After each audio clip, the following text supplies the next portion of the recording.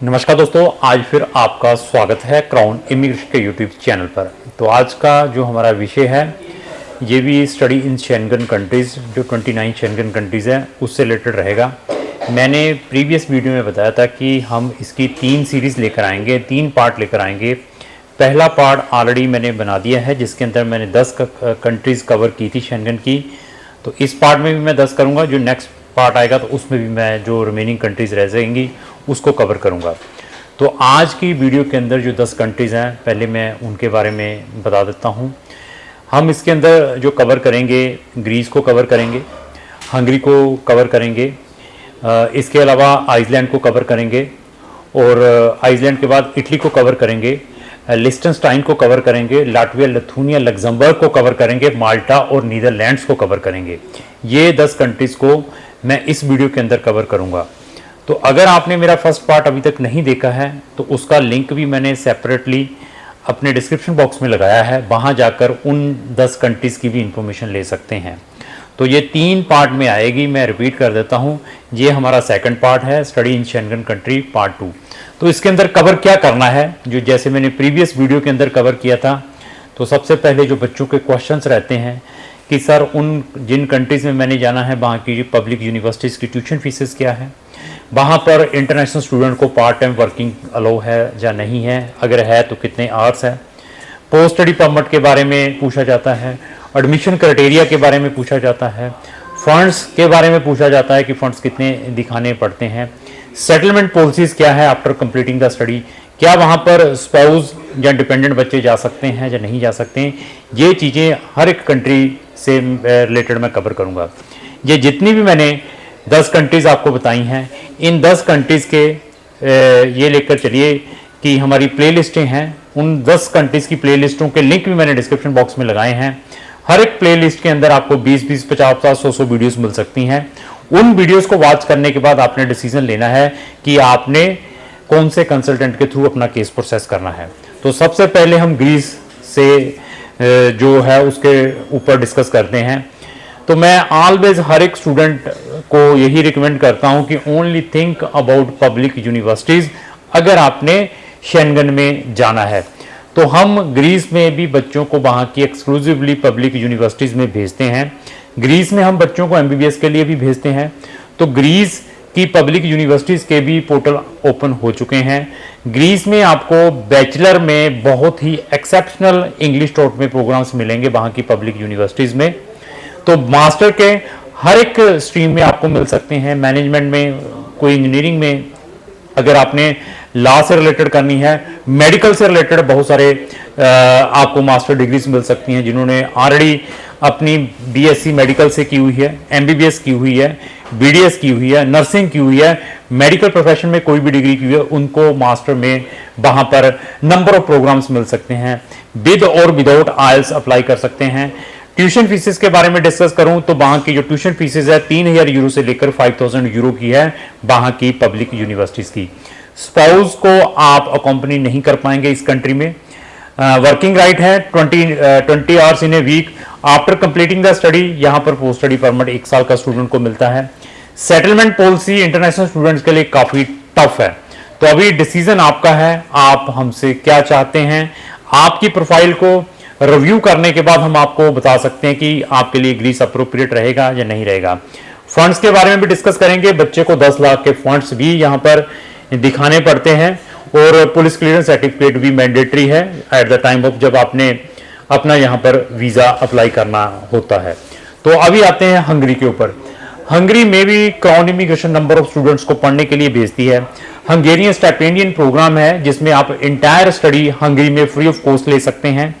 Even Hungary government अगर आपको वो स्कॉलरशिप ग्रांट होता है, आपकी अकोमोडेशन के एक्सपेंसेस भी पर मंथ आपको प्रोवाइड करती हैं, ट्रांसपोर्टेशन फ्री आपको वहां पर प्रोवाइड करती हैं। लेकिन उसमें सिलेक्शन इज वेरी डिफिकल्ट उस हंगेरियन स्टाइपेंडियन प्रोग्राम के अंदर। इससे रिलेटेड भी मेरी बहुत सारी वीडियो है हंगेरियन स्टाइपेंडियन प्रोग्राम, उसको भी आप देख सकते हैं। तो हंगरी में आपको हर एक स्ट्रीम में प्रोग्राम मिल सकता है। बैचलर किसी भी स्ट्रीम में आपने एडमिशन लेना है, ह्यूमैनिटी में, बिजनेस में, इंजीनियरिंग में, मेडिकल में, हर एक में आपको एडमिशन मिल सकता है। बैचलर का भी यही ऑप्शन है, बैचलर में भी आपको किसी भी स्ट्रीम में मिल सकता है, मास्टर में भी, इवन पीएचडी में भी। तो ट्यूशन फीसेस की बात करें, यहाँ की जो ट्यूशन फीसेस है 4000 यूरो से स्टार्ट होकर 6000 यूरो की है पर ईयर। तो इवन अगर आपने यहाँ पर एमबीबीएस करने के लिए जाना है तो उसकी फीस जो है आप ये लेकर चले 16000 यूरो से लेकर 20000 यूरो पर मंथ। तो नर्सिंग में भी यहाँ पर प्रोग्राम्स हैं, मतलब हर एक में आपको एडमिशन मिल सकता है। विदाउट आईएलटीएस भी यहाँ पर अप्लाई कर सकते हैं। इंटरव्यू मैंडेटरी है, अगर आपकी इंग्लिश वीक है, एडमिशन वहां से गलती से आ चुका है तो यहाँ पर वीजा नहीं मिलेगा। फंड्स के लिए हंगरी बहुत स्पेसिफिक है, अगर आपके पास करंट फंड है they will not give the visa. तो फंड्स के साथ आपके इनकम टैक्स के जो रिटर्न्स हैं, सोर्स ऑफ इनकम जिसको कहते हैं, that is also very important while putting your application here. Medical भी यहां पर इंपॉर्टेंट है for the purpose of admission वहां की पब्लिक यूनिवर्सिटीज में, और पीसीसी की भी रिक्वायरमेंट रहती है। पार्ट टाइम वर्किंग अलो है 20 आवर्स इन ए वीक, 1 साल का यहाँ पर पोस्ट स्टडी परमिट है। स्पाउस को ले जाना यहाँ पर बहुत ही डिफिकल्ट है, स्पाउस वाले जो हैं इस कंट्री को अवॉइड करें।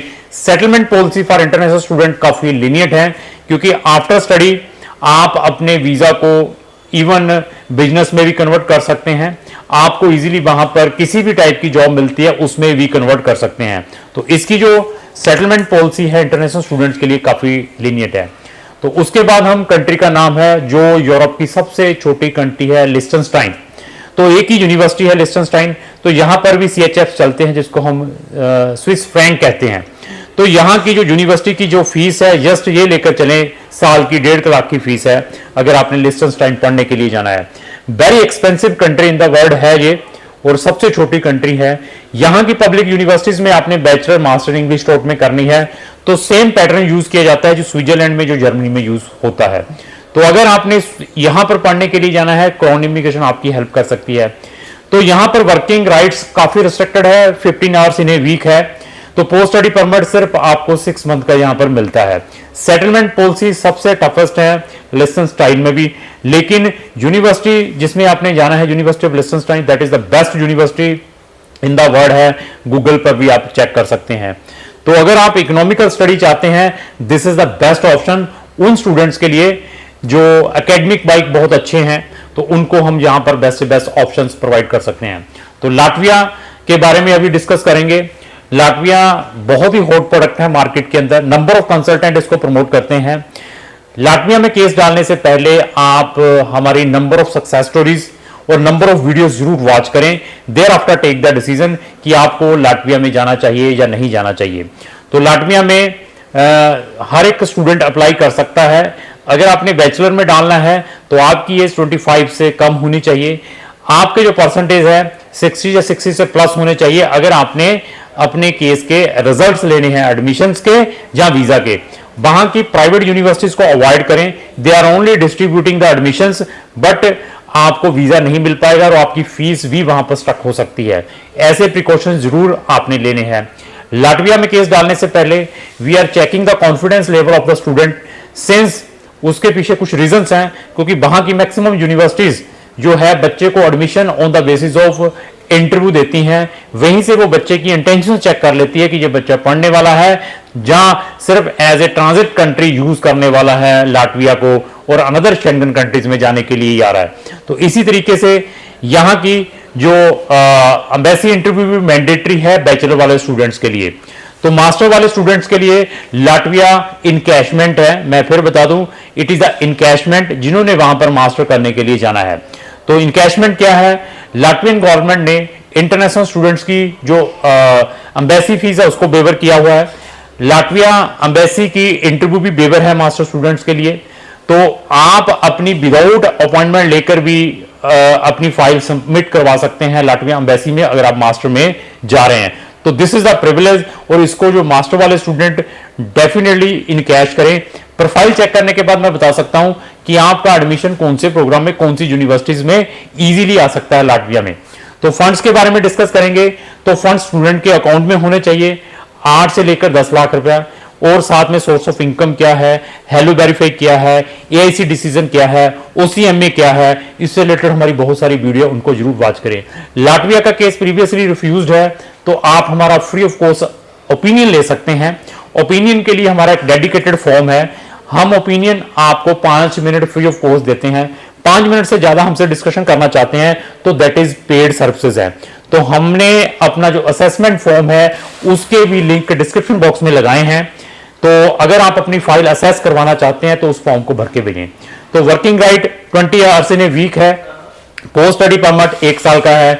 तो बाकी वीजा एक्सटेंशंस का इजी है कंपेरेटिवली अनदर शेंगन कंट्रीज को अगर कंपेयर करते हैं, क्योंकि वर्क परमिट अगर आपको इजीली किसी भी कैटेगरी में मिलता है तो आप इसको इजीली एक्सटेंड भी करवा सकते हैं। Lithuania, this is also a hot product in the market.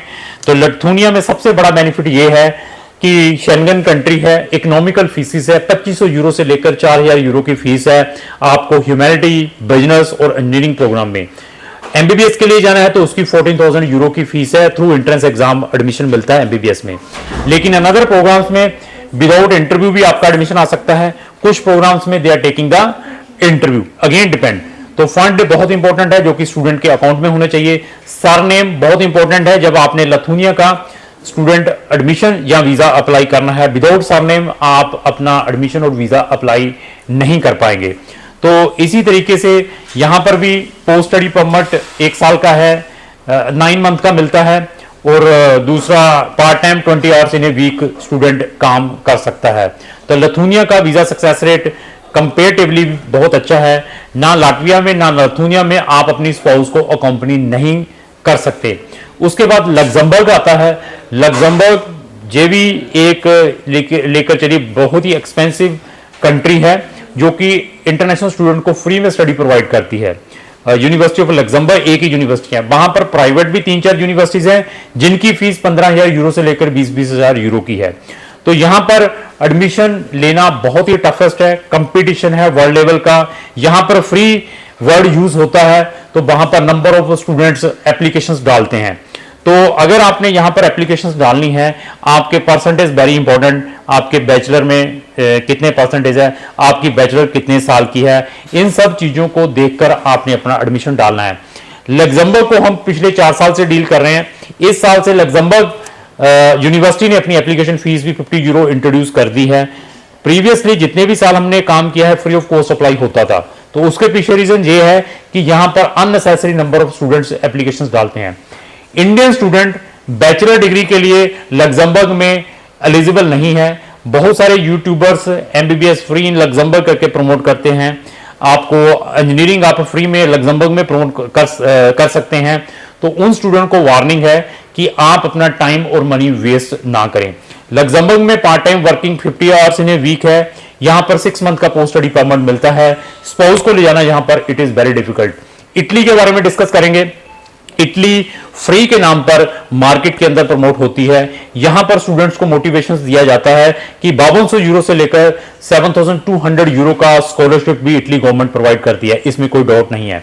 Visa success rate बहुत ही निग्लेजिबल है। इटली में केस डालने से पहले आप हमारी प्लेलिस्ट जरूर वॉच करें, उसको देख लेंगे तो आपके लाखों रुपए बच सकते हैं, आपका इंपॉर्टेंट टाइम बच सकता है। मेरे पास ऐसे स्टूडेंट्स हैं जिनके 95% इवन 7 बैंड है, उनको इटली के अंदर रिजेक्शंस मिली हैं। तो यहां डालने से पहले प्रॉपर प्रिकॉशंस लेने हैं।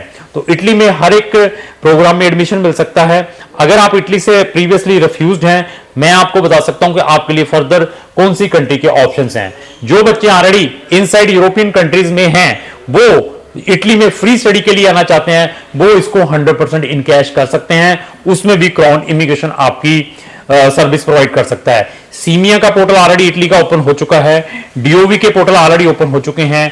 एडमिशंस भी ओपन है। प्री एनरोलमेंट कैसे करनी है, आपको एडवांस नोटिस मिला है उसकी रिप्लाई इटली में कैसे करनी है, डॉक्यूमेंटों को एचआईडी कैसे करना है और पोस्टल कैसे करवाना है, इसमें क्राउन इमिग्रेशन आपको फुल हेल्प कर सकती है। आईमेट के नाम पर ठगे मत जाओ। इटली के नाम पर लाखों रुपए एडवांस में मत दो किसी भी कंसल्टेंट को। मैंने फिर बता दिया, वीजा मिलता है तो then you have the full right to give the whatsoever fees to that consultant. मेरे पास ऐसे स्टूडेंट्स हैं जिन्होंने जस्ट इटली के अप्लाई करने के नाम पर 2-2, 3-3 लाख रुपए अपने कंसल्टेंटों को दिए, लेकिन एट द एंड ऑफ उनको रिफ्यूजल्स मिली हैं। तो इटली के प्रिकॉशंस जरूर लेने हैं। आइसलैंड के ऊपर आते हैं। तो आइसलैंड में अगर पढ़ने के लिए जाना है, वहां पर भी 4-5 यूनिवर्सिटीज हैं। एक यूनिवर्सिटी फ्री ऑफ कॉस्ट भी आइसलैंड में स्टडी प्रोवाइड करती है। तो अगर आपका आइसलैंड में जाने का मोटिवेशन है तो यहां पर भी बैचलर एडमिशंस के लिए 13 साल की स्टडी मैंडेटरी है। अगर आपने मास्टर प्रोग्राम में एडमिशन लेना है तो बैचलर भी आपकी 4 इयर्स की होनी चाहिए, तब ही आइसलैंड में आपको एडमिशन मिलेगा। आईएलटीएस और पीटी मैंडेटरी है, विदाउट आईएलटीएस पीटी आपको एडमिशन नहीं मिल पाएगा। ट्यूशन फीसिस यहाँ की आप ये लेकर चलिए 9,000 से लेकर 10,000 यूरो की है, पर सेमेस्टर की फीस देकर जा सकते हैं। यहां पर 20 आवर्स इन ए वीक आपको वर्किंग राइट है।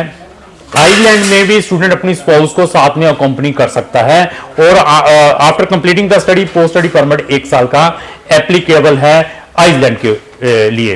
तो अभी हम जो डिस्कस करेंगे, जो नेक्स्ट कंट्री है हमारे पास माल्टा। तो माल्टा को मैं बार बार कहता हूं कि अवॉइड करें। माल्टा का रिजेक्शन रेट बहुत ही ज्यादा है।